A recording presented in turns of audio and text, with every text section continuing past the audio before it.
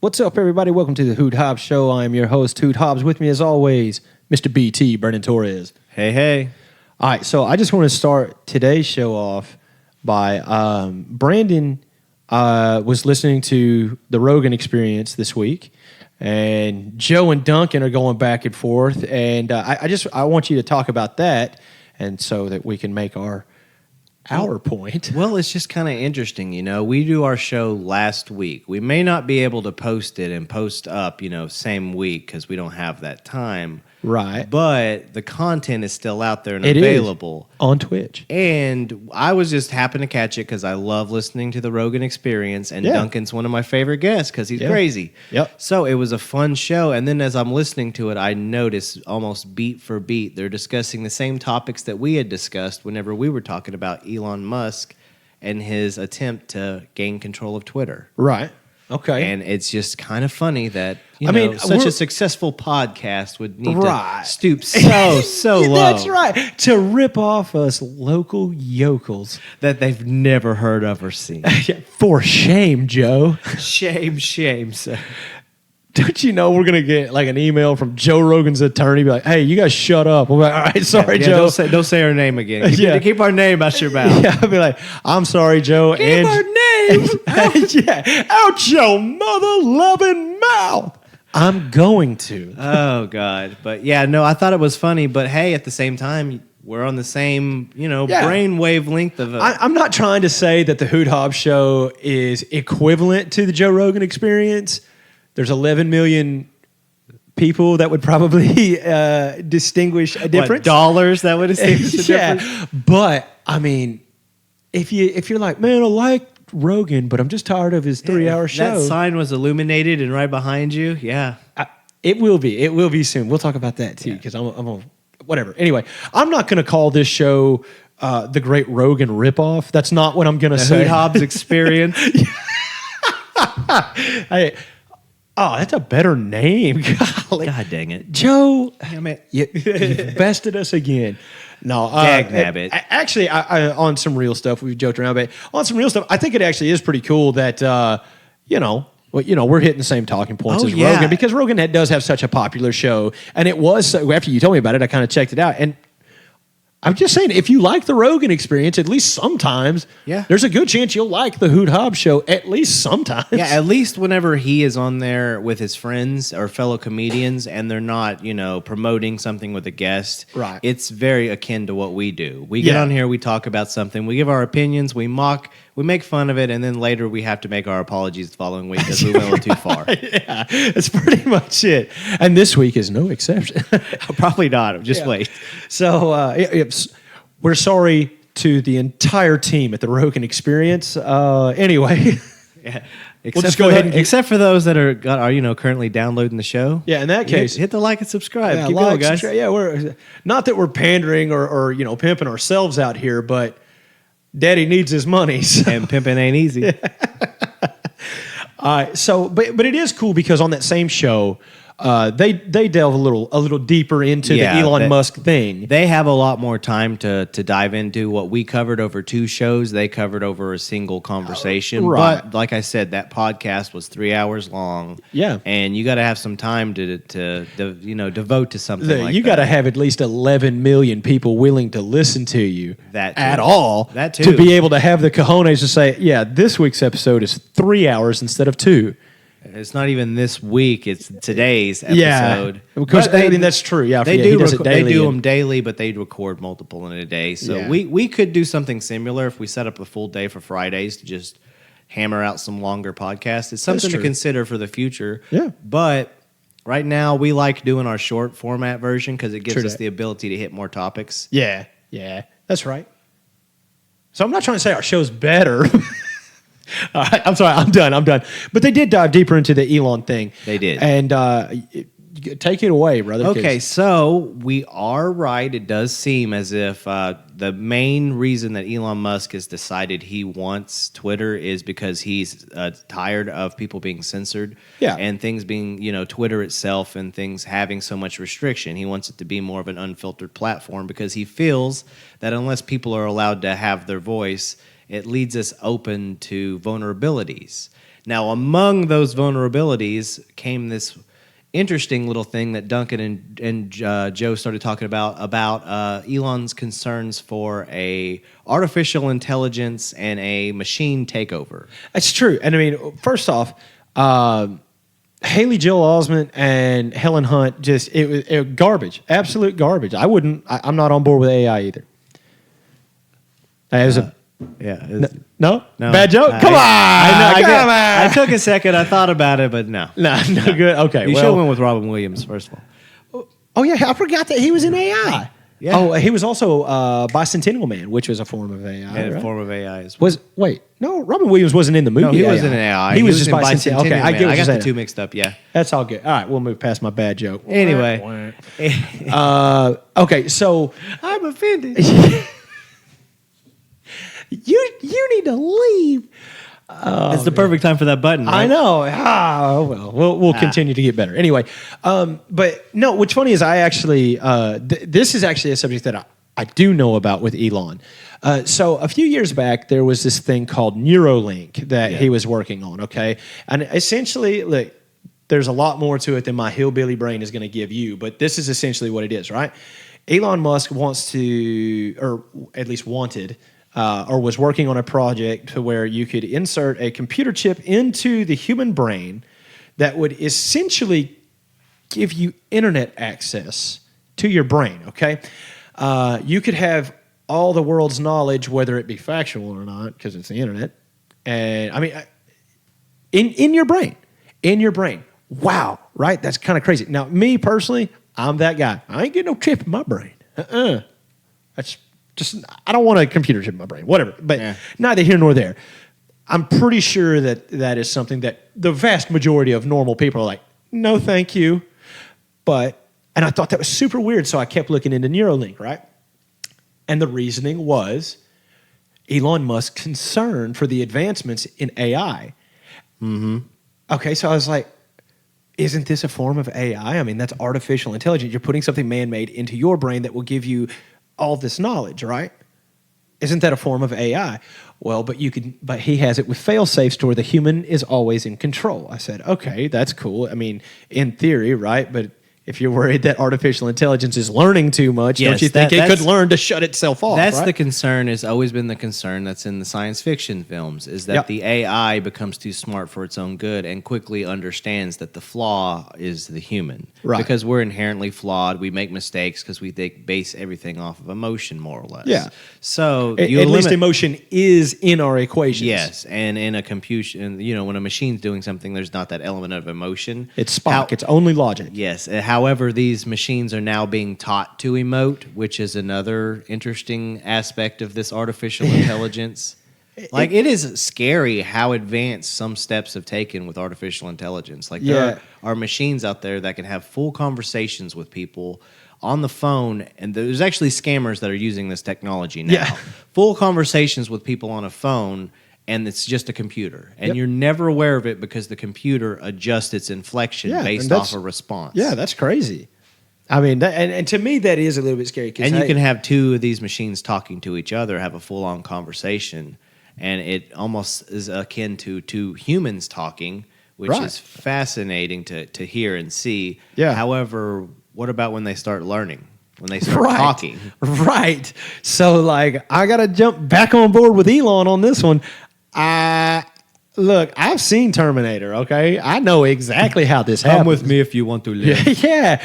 Do I want to see Arnold, hopefully, like, at least, like, 94 Arnold? I mean, maybe 84 Arnold, but at least 94. You don't want today's Arnold coming in to save you. That old He'd be like, model. come with me. If you're like, no, oh my God, no. Well, even that original model of the T-1000 was the outdated model of the Terminator. Come on, man, that's 80s tech. Yeah, it was on Salvation. It was the 80s Arnold that walked out. I was like, what is this?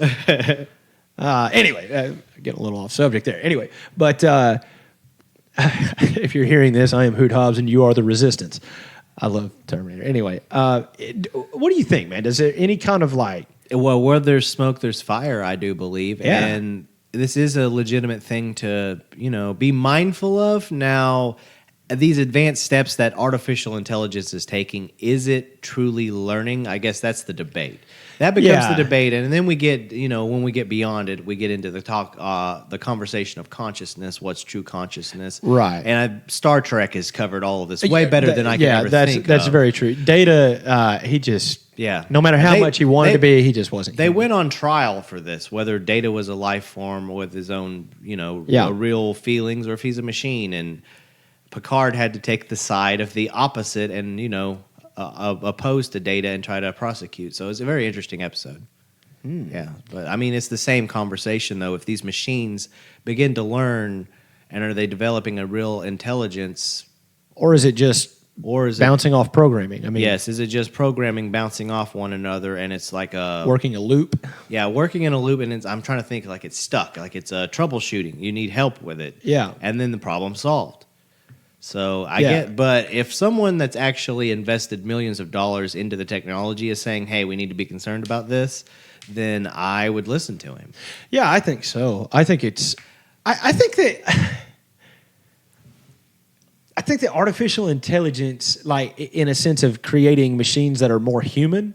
You know what I'm saying? Not even like a T-1000 or T-800 Terminator. I'm not talking about that, but like even a computer having a conversation with another computer.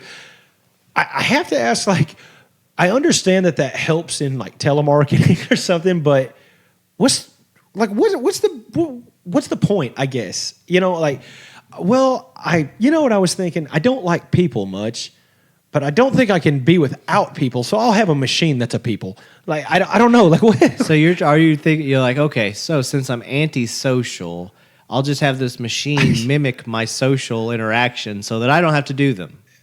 Yeah, I mean, like, is that the point? Because other than that, I don't understand. Like me personally, I still, and I think you too. I still, even though I'm not the most personable person sometimes, I still do think that personal connection, like a person-to-person connection, is very, very vital to life. To the human existence. Yeah. Yeah, because there's something to be said about isolation. It leads to all kinds of mental breakdowns and all kinds of issues. Yeah. So, there's definitely something. It's the same with the people that don't go out into the sun. Yeah. You need sunlight. You need outside. You can't just be in one place because it causes your body to deteriorate because you need the vitamins and resources that come from it. Yeah. So it's just as key and vital to be able to interact with another person. I agree. So, I mean, I don't know. I just think it's weird that we've gotten to a place where we're worried about Skynet because we're like, yeah, but we made our computers talk to each other. And you're like, yeah, but what's the point of that, Well, if anything, it's just a benefit for scammers, really, is what it comes down to, is that somebody can utilize that tool to rip other people off for money. Yeah. I mean, that's really right now what the real concern is that this AI learns and adapts, and it can have a conversation with your senile grandmother and talk her into Social Security numbers and, God knows what else. We did, okay, I know we've talked about the show Schitt's Creek before, and the reason we didn't edit out Schitt's is because it's Schitt's, okay? That is the name of a place, a fictional place in a fictional television show. So, this show was written by Eugene and Dan Levy, okay? If you don't know who that is, Eugene Levy is Jim Levinstein's father in the American Pie franchise, and Dan Levy is his son. Other than this show, I don't know that I've ever seen him in anything. I know he's in other things. I just, Yeah, quite possibly. I don't really know him either, but Eugene Levy's like a legend. Oh, yeah, man. It's Jim's dad. Jim's dad, man. Yeah, it's perfectly natural. That's all you can ever... In a lot of ways, he's like a movie dad to a lot of people. Yeah, especially due to our age. Yeah, we were about Jim's age when the movie came out. So yeah. So anyway, in this show, his Dan Levy... his character's name is David Rose. Well, so I was talking to a friend and his lady friend this past week about this show. They asked me, hey, have you watched anything good? And I said, well, I watched this, I watched that, I watched this, I watched that. And I was like, and then we came to talking about Schitt's Creek, and I was like, this show's actually pretty funny. It kind of surprised me because honestly, whenever I'd pass it, like, that doesn't look funny. And I ended up, my wife was like, oh, I heard it's funny, so we watched it. It was great.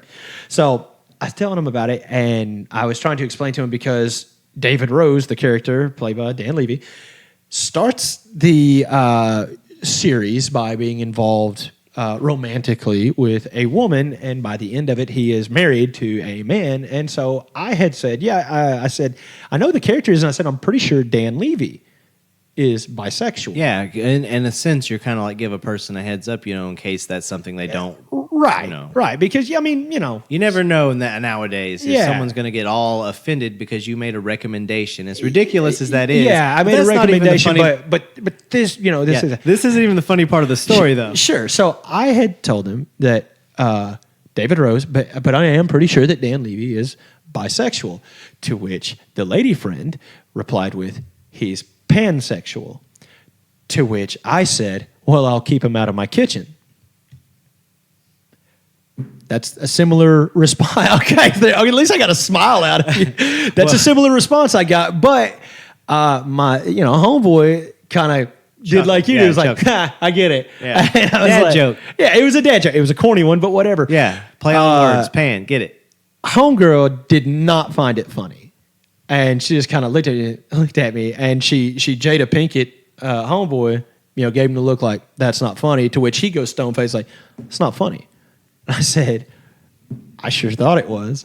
He says, no, he's not bisexual, he's pansexual. And I said, right, I'll keep him away from my cookware. And he was like, what? I said, pots and pans, what? Seriously. He just thought you were uneducated bigot. I don't know. I don't understand. I don't know. Maybe. If that's the case, why is he hanging out? That's what I said. I'm like, what? But no, so I say pots and pans. And because I thought the reason they're not laughing is they don't get my stupid joke. They didn't catch the pun. They actually thought for a minute you were being a little bit of a bigot. Nope. No, you were caught the joke. I guess thought I was being that way. And I go, yeah, so they were like, well, he's pansexual. I said, I get that. I was making a joke. It wasn't funny.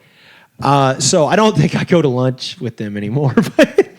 But I thought it was hilarious. You just got uninvited from lunch. Right, yeah. And I was like, okay, he's pans. I said, of course, I set myself up for the next joke, right? So I said, wait, who are we talking about again? She goes, Dan Levy. I said, but wouldn't we call him Pan Levy? I know, and that one I felt like was worse, but she wasn't impressed by that either. So I don't think I'm getting invited to any more lunches. But yeah, I mean, I thought it was hilarious. At the end of the day, all you were really trying to do was be punny. Yeah. I was just trying to be like a horse, outstanding in my field. Obviously, hey, wow. Please don't. Here come the letters. Yeah, please. The calls. Yeah, I know. Please don't turn off the live stream. Just keep watching. It gets better. But I thought it was hilarious. But I'm like that. Does it get better? Does it only go up from here? I hope so. It might not. It might get worse. Who knows? Stay tuned to find out. Oh, no, everyone left. No, but okay.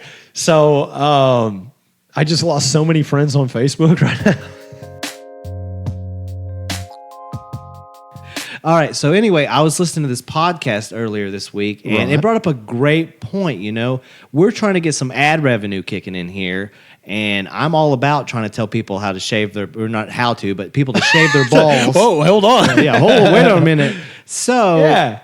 When did that become like a thing that was cool, or even not taboo? Where you talking about people who are advertised for like Manscaped? Yeah, for like shaving your body hair, like shaving your chest just and taking care of your man region. What's crazy is the fact that I'm kind of with you on that, right? Like when did this happen? Because I know whenever I was like younger, it was like no, you don't talk about that, you don't do that. That's what ladies do. Yeah, ladies groom. Like I feel like maybe we, like I don't know. It kind of feels cleaner, man. I don't know. So, but that's the whole thing. It's not looked at as much of. I mean, it is grooming, but I mean, it's not looked at as like getting a haircut. It's looked at more of like you're keeping yourself clean. Yeah, it's like shaving your face, more or less. Yeah, I mean, hopefully you don't use the same razors, but if you do, buy quality. Or Manscaped can pay up, and we can give you a promo code. Yeah, that's right. You can get it shipped right to your door. That's right. Come at me. All right. Like, yeah, please, Manscaped. Manscaped, MeUndies. We want to sell your product because we do use them. I'm gonna say I have both. I have a Manscaped subscription and a MeUndies subscription. I love them. It's just one of those things, though. Like, when did it become socially acceptable? I guess is the right way to phrase this. Yeah, for you men to take care of themselves. You know, right? Because I know when I grew up, I was like my grandpa. Right. No, that's not something that you really care about. No, I mean, you don't want to be dirty. I mean, because we're not even trying to be nasty, but like, all the old men, including my dad now, you got that hamburger meat coming out the top of his shirt. You know what I'm saying? Looking real Miami. No, legit. That's a thing. Or it's like, why is it so... It's something that... Where did the dynamic shift? When did it become thought of as something that if you do that, for some reason, there's this stigma about you that makes you weaker, I guess? Yeah, well, like the old... the meme was, bulletproof vest. You mean chest hair? You remember seeing the old bare knuckle masculine? Yeah. Toxic masculine? Yeah, maybe so. Now, I'll say this. The greatest generation, though. Yeah, it truly. Well, and you know what? Nails. Truly, tough as nails. That's true. Truly probably the best of us, but... they're still humans. They're still flawed. Yeah. So I will tell you this, because I have the answer you're looking for. Well, maybe not a when, but I know who. I know who changed the dynamic. People are like, yeah, women. Women changed the dynamic. This is something I've heard. Women changed the dynamic because, women, at least in our generation, I'll put it like that, personal grooming, it has pretty well always been a thing. Yeah. Since we were teenagers, we've known about it, right? Yeah. And like we might have, trimmed up a little bit. I know this is a weird conversation, but at the same time, it was still considered more of a female thing. Yeah, and it's not something you'd ever have a conversation with about your buddies or your family exactly. or anyone. Right. But it's just we're having this conversation now, and you're right. It is a little uncomfortable, but at the same time, it's not. Yeah, we ain't talking about nothing nasty. It just is what it is. It's just like a legitimate conversation because I know that I, as a youth, would manscape or clean myself up and clean up my body hair and whatever. Right. And I would do it secretly. Like that's something you didn't really tell nobody you did it. You just kind of did it. But it was also awkward going to the store to purchase these items, knowing that's what they were for. Yeah. And it's like, do they know? When did that change? Because now it's like, no, I got my ball cream right here. What of it, bro? Hey, man, like for real. And that scan my debit card. Chip reader? All right, I got it. Yeah, I don't care what's it going to show up as. Ball toner? Sweet. But okay, so getting back to the point. Some would say women changed this dynamic. I say nay. It was a man who changed this dynamic, and I'll show you the man it looked like. It was a man who looked like me. You see that? Do you see a lot of chest hair there? No. I look like a shaved bird, okay? And I don't do any kind of anything. Your chest hair? Yeah. I'm not an exceptionally hairy person, right? Yeah. But in the days where hairiness was equivalent to masculinity and all this kind of stuff, it was someone like me who said, hey, ladies, what if I looked like this? And they were like, hey, you know what? That's not half bad. Boom! It was a shaved bird like me, man. You know what? That's a fair point. Yeah, it is. I hadn't thought about the equation in the past of masculinity being linked to how hairy you were. Yeah, but if your ability to grow, even now, it is something. Yeah, with your ability to grow, but only in a beard. with facial hair. Because my beard, nobody cares how hairy your ass is. Exactly. No one wants to shampoo that for you, okay?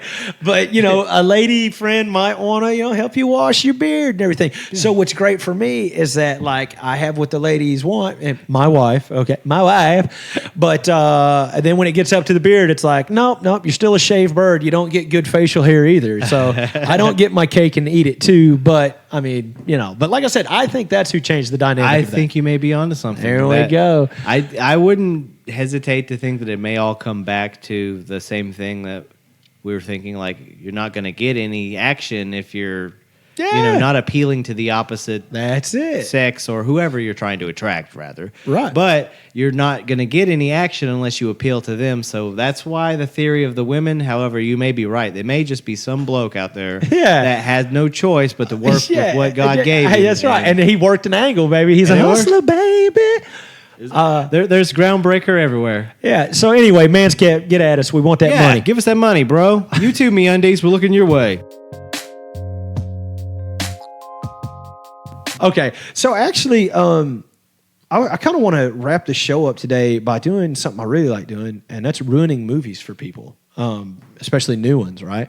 So, spoiler alert, if you are into Batman, the newest addition to this, The Batman, we're about to talk about it. So, and that'll be the end of the show, so we love you, and we'll talk to you next week if you want to tune out. Yeah, that's probably the best way to do this, because if we do happen to go back and add anything in the middle to this, then at least we'll wrap this up at the end of the show. Yeah. So be aware, spoiler alerts. There will be spoilers following here. Yeah. So if you haven't seen The Batman, you don't have HBO Max, then go ahead and go check that out and come back and give us a listen. Yeah, that's right. All right.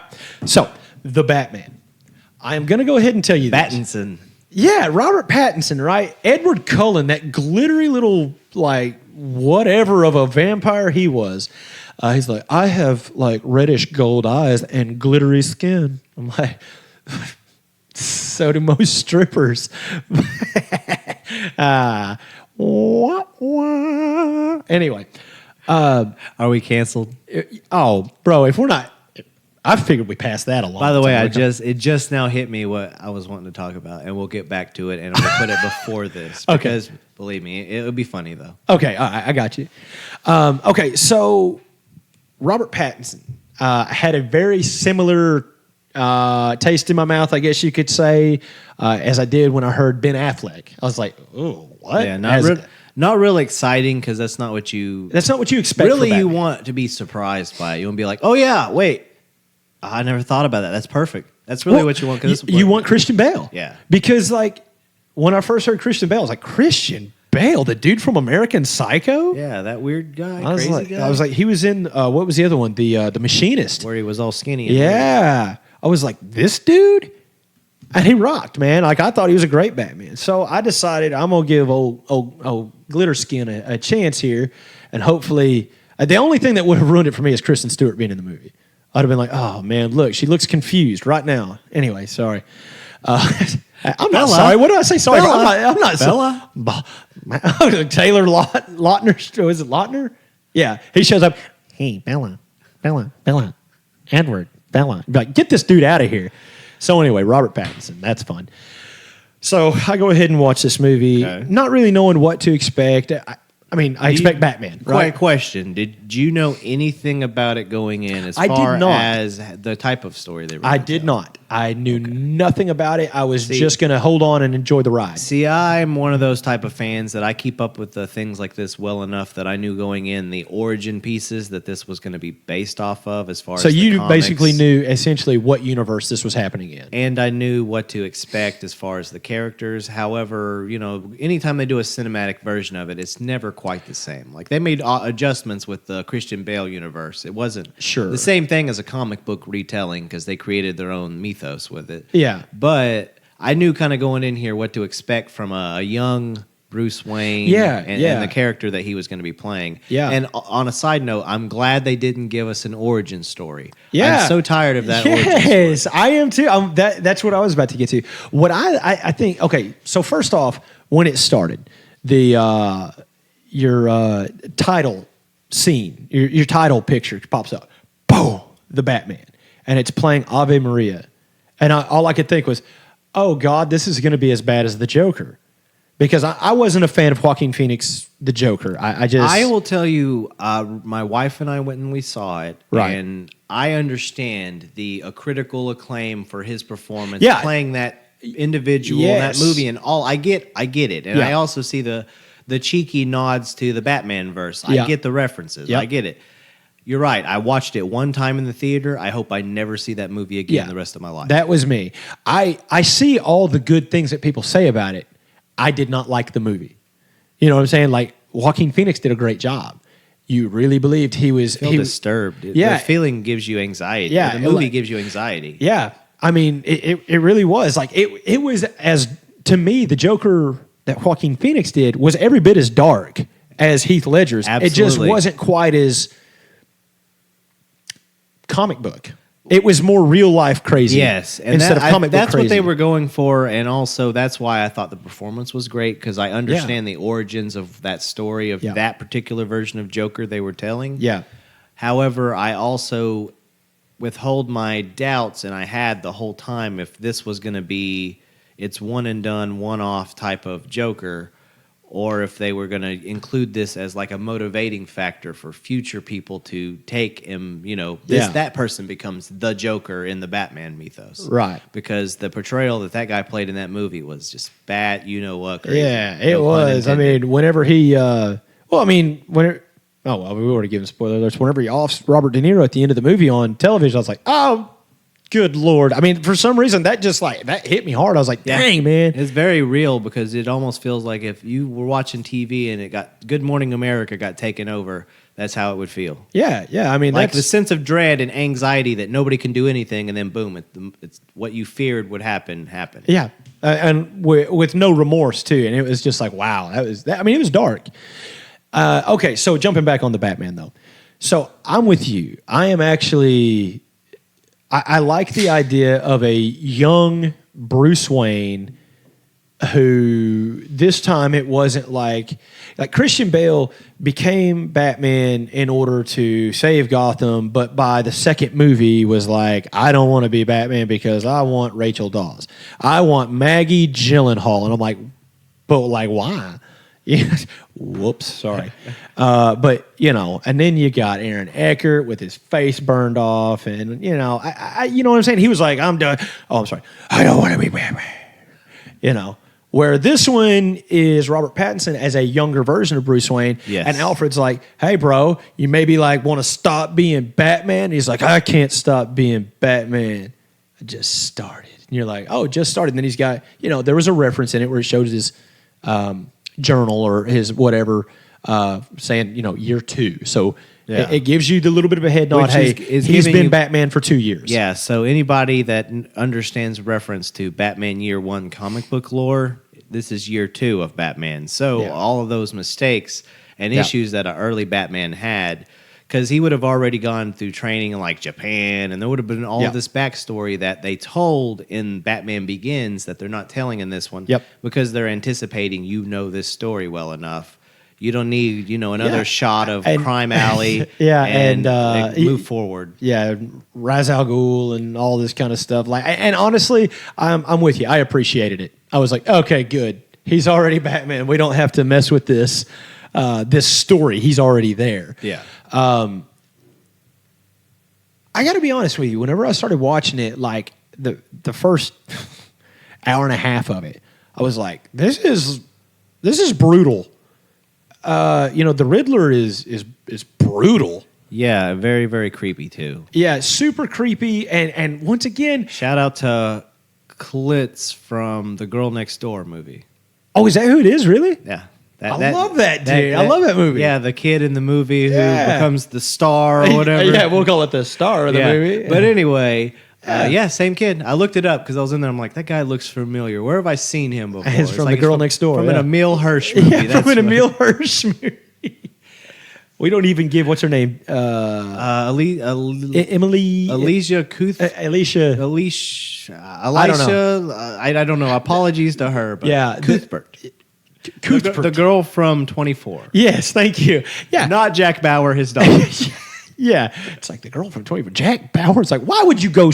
I would say the girl from 24. Why would you go to Jack Bauer? Yeah, still the best name for a cat ever, Jack Bauer. Shout out, It's Always Sunny in Philadelphia. Yeah, true. Shout out. Okay, so, but what I'll say is this. As far as, I like the idea that the villains are just like what we were saying with the Joker. It's more real world, it's not Jim Carrey with bright orange hair in a tight green jumpsuit. Yeah, it's not very not the over the top world of camp that you saw from Tim Burton's Batman. Yeah, exactly. And like I said, I think Chris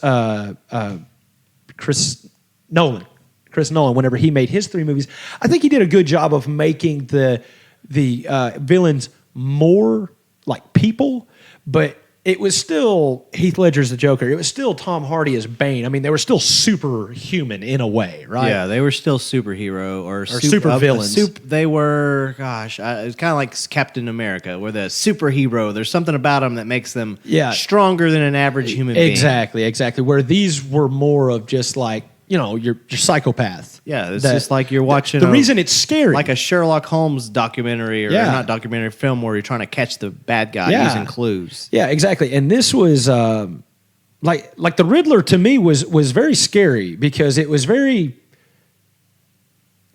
possible. Yeah, you know what I'm saying. Very possible. He sneaks into your house and bludgeons you to death. Are you serious? And then leaves a note. What? Yeah. Oh my gosh. Even the way that the Riddler character was sneaking into these places felt really real. Yeah. And like you could anticipate, is he about to be caught? Is this bad guy about to be caught? Oh, no, they're not even aware this creep is in their house. Yeah, it's like, oh, that's so gross. I don't like that at all. Yeah, it's like you might want to double check that door before you know. Yeah. And I like the fact that the Penguin didn't have flippers. So Colin Farrell's portrayal as the Penguin. He's almost, you can't even tell it's Colin that's what I was going to say. That was so crazy because I didn't realize it until halfway through the movie. And I was like, that is Colin Farrell. Yeah. I mean, that was crazy to me. Very underrated actor. I've always said that because during the, I guess the early 2000 period. Yeah, he had SWAT and Phone Booth. And he was doing big blockbuster movies, and he was also out like philandering and womanizing a lot. And his image had gotten out of control that he was just that playboyish, rock starry guy that was sometimes difficult to deal with, had an ego. And I think then he was that person. And now he's matured into this actor who is like a chameleon with his ability to go and change with these roles that he's doing. Like you change everything about him, including his personality. Yeah, he's a method actor. This guy that is playing the Penguin is not the same guy that played Daredevil or in that Daredevil movie, Bullseye or whatever. Oh, yeah, he was Bullseye. It was terrible. And that terrible Ben Affleck was Daredevil. They both got redemption. Thank God. I mean, I like Affleck's Batman. Affleck's Batman was surprisingly good. I like the brutality. I didn't like the fact that they were, keep tangent here. Yeah. But I didn't like the fact that in that Justice League movie, they had him using guns. Even though it was in a flashback, I still don't like that because Batman has always been, don't use guns. Guns killed his parents. Yeah. Duh. Yeah. But see, they led in the Chris Nolan Batman movies, they led that his one rule was not to kill. Robert Pattinson threw someone over a building. So that's all I'm going to say. He was like, bam, bam, ah. I was like, oh, well, I guess this Batman can kill folks.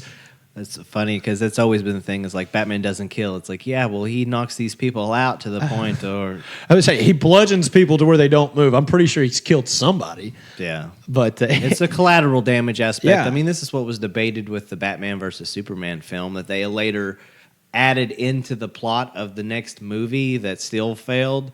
But it was like the collateral damage. Superman would not cause so much collateral damage, just like Batman would not kill. Batman's always taken it to the point to where is he going to kill me? Yeah. But he doesn't kill. The only time he's ever got close to killing someone was like over Robin's, the Jason Todd Robin that he thought was murdered. Right. Yeah, that was the closest. And I guess if you're in the animated universe, he did try to kill the Joker over, I can't remember, Tim Drake's Robin, because the Joker had taken him, abducted him, and basically messed him up pretty bad. Oh, pretty dark if you ever get a chance to watch that. I know that a lot of the animated like movies and stuff, the Batman animated stuff is actually it is. Well, I mean, I've never seen any of them. I don't guess, but. Yeah, I've been told that they're just like that is not for children. That is super dark stuff. What I'm referencing here before we jump right back to the Batman, because we do have more to talk about Catwoman and stuff. But no, it started with Batman the Animated Series and goes all the way through like the Superman series, the New Adventures of Batman, the Adventures of Batman and Superman, Justice League Unlimited, and then Batman Beyond, which actually premiered before several of the ones I just named before you, but it all ties into the greater overall story of the DC animated universe that was big, stories started being told back in the 90s Batman cartoon that we grew up watching as children. Right. So before we do it, because you're right, we do have stuff to talk about with the Batman, but before we do it, out of all Let me ask you something. Who's your favorite Batman in the movies? In like live action movies, because I can't go Kevin Conroy because it's obviously Kevin Conroy. Yeah, no, I would say I'm actually on board with that as a voice. With being Batman, but in live action movies, I would probably say Christian Bale because overall his three films didn't offend me, but I didn't like Batman. I didn't care for that aspect of Batman. Yeah, that was strange, but I would go so far as to say Christian Bale's probably my favorite because close second is, of course, Michael Keaton. Yeah, I liked Michael Keaton. I wish he were taller in real life because it would have made it a little bit more believable. Right. And I wish the suit wasn't so stiff where it looked like he could move. Well, I say, but the whole thing with that suit is he couldn't. That whole head and shoulder piece was one thing. So, that was part of the mobility issues with that costume. Right. They didn't even fix it until Val Kilmer, did they? Yeah, I liked Val Kilmer. The movie itself is kind of hokey, and I don't care for the movie, but I liked Val Kilmer. I think there was more potential there than they gave credit to. I think that overall, though, I think the movie was good. I actually think, especially for a Tim Burton movie, it was really well done. Well, that one wasn't Tim Burton. That one was... That one wasn't? No. Tim Burton only did the first two. Really? But the third one was... fourth one was Joel Schumacher, and that's the one that killed the Batman series. Yeah. And the third one, gosh, I can't remember it off the top of my head. I'll have to look it up. I know that in Batman Forever, though, the Val Kilmer movie, I know that Tim Burton is credited some way. Well, it is technically trying to continue the same story. So he's credited like a writer. Okay, I got you. Okay, fair enough. Well, we can leave that alone. I would say Christian Bale and I mean, what, no Clooney? No, Clooney was just... That was a bad movie. It was George Clooney in a Batman costume. And then whenever he was Bruce Wayne, no, that's George Clooney. Yeah, I will say that... It was Joel Schumacher, by the way, 1995. He did that one, too. Yeah. It was produced by Tim Burton. Okay, that's what I thought. Is that Tim Burton still had a hand in it, but wasn't his movies, that one or Batman and Robin. I guess because I'm comparing it like this. Chris O'Donnell shows up as Robin in Batman Forever. And then again in Batman and Robin. Yeah. So if you're going to talk about Chris O'Donnell Batman movies, okay, or at least as Robin, Batman Forever wins. Because I'm telling you, like, I really didn't like anything about Batman and Robin. Like Schwarzenegger as Mr. Freeze, Uma as Poison Ivy. It just wasn't good. I don't think it was a good story. I don't think it was good anything. The Bane character wasn't even like they didn't give Bane a fair chance because Bane is a diabolical mastermind. Yeah.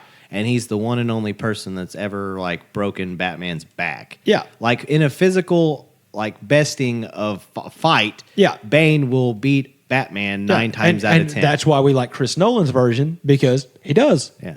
He beat the wadding out of him. Like, golly, Tom Hardy is huge in that movie, bro. Yeah, they didn't lean into as much on the Venom aspect, which they always have real heavy in the comic books. Yeah, where you swells up and everything. Yeah. But I guess there's that aspect. If they leaned into it, it would have been Batman and Robin. So maybe they did the right call. Yeah, because they did lean into his diabolical mastermind. They made him very intelligent, knowing that what steps who everyone's going to take. Yeah, and at what time. So while we're on this subject though of character comparison, better Catwoman, Michelle Pfeiffer or Zoe Kravitz? Okay, so I will say that. That's tough, man. That's tough because, because of the time we grew up. When I think Catwoman, I think of Michelle Pfeiffer and that stitched up little number. You know what I'm saying? I don't know how she got into that bad boy. You know what I'm saying? But I'm glad she did. That's true. It's I don't recall zippers. I remember the stitches, but I don't remember zippers. But as far as dipped her in latex, probably. Yeah, that's what it looked like, bro. Holler. Anyway. I thought Michelle Pfeiffer was a fox, man. No, she's beautiful. She's beautiful now. Yeah, that's true, man. But man, Zoe Kravitz, she was tough, man. I liked her tough, bro. I'm in that same boat as you. That Michelle Pfeiffer, there's something that's special, that magical connection that you had whenever she was the first Catwoman that you connect with as and she was a very dark character. She did it very, very well. And you're right, she played crazy very, very well. The only difference is in this one, this Selena Kyle feels more real and grounded in like a real purpose of the character. Exactly. What I hated about this film, and this is my biggest critique about this film, the forced romance between Batman and Catwoman. Yeah. I get it. They could have sowed the seeds and let it play, but they really pushed it together. We need to establish it now. We need to establish it right now. It's like, bro. They barely had any real interaction with each other. Aside from him like, hey, don't move. She's like, all right, cool. Thanks, bro. You want to take your hand off me? Yeah, but, pretty much. Yeah. Yeah, I don't know. I'm with you on that. It did feel forced because, look, there's always a... lack of a better way of putting it, there's always a sexual tension between Batman and Catwoman. That's the way the character's always been done. Exactly. Because while all of the other villains that he deals with, the Clayfaces, the Two-Faces, the Jokers, they end up in Arkham Asylum, the madhouse, because they're clinically insane and crazy and dangerous. Catwoman doesn't go to Arkham. Catwoman usually goes to jail. Yeah. Because Catwoman is a thief. Yeah. That's really it. She's just a thief. She's a cat burglar. That was the whole origin behind her. Yeah, she's a thief, so she's not necessarily crazy. She's not necessarily evil. Yeah. She's not Catwoman because she fell out of a window into kitty litter and got her face eaten by cats. Yeah. Which, thanks, Tim. Or burped on by a bunch of cats with green mist until she became a basketball playing. That was. Are we even going to call that Catwoman, though? What a terrible movie that was. That was the worst, man. It's so bad. And here's the real question then. Michelle Pfeiffer or Halle Berry? Oh, it's Michelle Pfeiffer's performance. But Halle Berry was beautiful, beautiful woman in that movie. It's like, okay. That's fair. But the movie was ass. Like, there's no way around it. That movie was bad. It was so bad. I don't ever recommend anybody trying to watch it for jokes because I tried to. My wife and I were like, she's like, I would watch this movie. It's awful. It's an awesomely bad movie. I'm like, I've never seen it. I've only seen the clips of it and I've heard about it. I've never watched it. Couldn't make it 25 minutes in the movie. The basketball scene in that movie is the worst thing that has ever been put in a movie. Complete with the Space Jam level of dunk that she performs. Yeah, with her stretchy arm. and all 5'1" of Halle Berry. Whatever she is. Yeah, I'm like, she's not very tall. No, she's not. I'm not gonna say that it wasn't her performing, but it certainly looked computer animated. Oh man. Anyway, but no, I think Zoe Kravitz did a really good job as Catwoman. I think I am with you. I feel like that romance was kind of forced a little bit. They could have, like you said, sown the seeds and say, okay, maybe in the next movie we can lean a little bit more into this. But like right now, it feels like you're really trying to put it together. And I don't know if they didn't know if they were going to get another movie out of this or what it is. I know that they left this open. You know, you got the Riddler and, spoiler alert, Joker to communicating with each other in a jail, which, by the way, there are deleted scenes available. They've been posted on the internet, and I'm sure they'll be included when this comes out for DVD purchase or Blu-ray or however they decide to package this thing. Do they still sell physical copies? They do still sell physical copies because there's collector's editions. Oh, yeah, okay, that's very true. So whenever they do sell these physical copies and they have this deleted content, they did have interaction between someone who's playing the Joker-ish character and the Riddler that we got, so maybe they're sowing some seeds. Who knows? I think that the creators said that they didn't want to do a Joker story, but it's... Yeah, but it's kind of hard to do Batman without the Joker because even comic books, even animated series, the Joker is kind of like the bad guy. You know what I'm saying? Like, I understand there's all these other bad guys, all this kind of stuff. He has such a great rogues gallery, though. He really does. Like I said, I've been binge watching the animated series. He has so many great other villains that they could give a chance, that they could tell a great story with that aren't the same old Riddler, Joker, Catwoman, Penguin. Yeah. Or, I guess, Mr. Freeze? Yeah. Since Schwarzenegger, though, we haven't seen Mr. Freeze. No. Besides in the television series Gotham. They tried to tell the beautiful story that was originally written for the very first time in the animated series that we beloved, the Heart of Ice story that won an Emmy. Where Victor Freeze's tragic story, where all he really wants to do is save his wife. Yeah. So and people get in his way, so he's got to do what he's got to do. I mean, people are like, he's a supervillain. It's like, sounds like a loving husband to me. Yeah, that's all he's trying.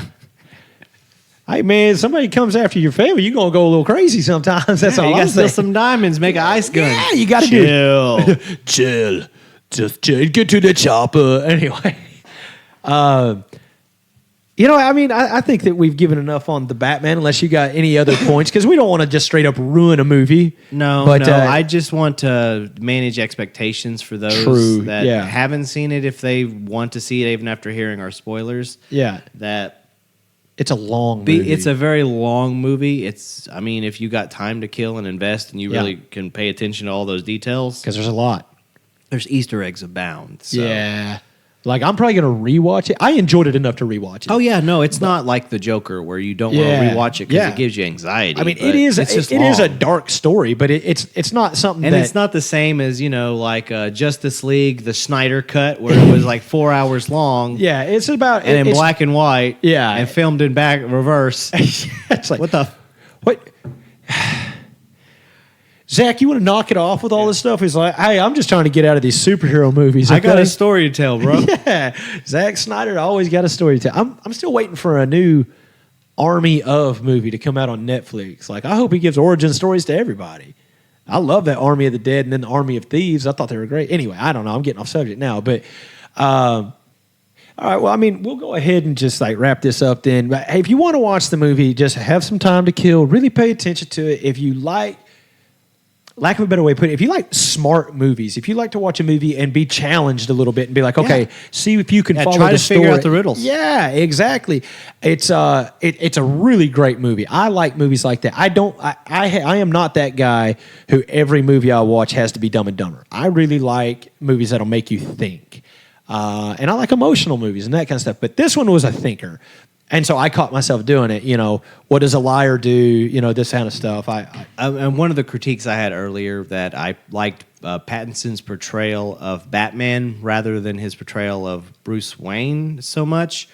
But he's Batman mostly in this movie. He's in suit for the majority of this film. He is. So if you love Batman, you get plenty of Batman. You're going to get a lot of Batman and really not a lot of Bruce Wayne. But whenever you do.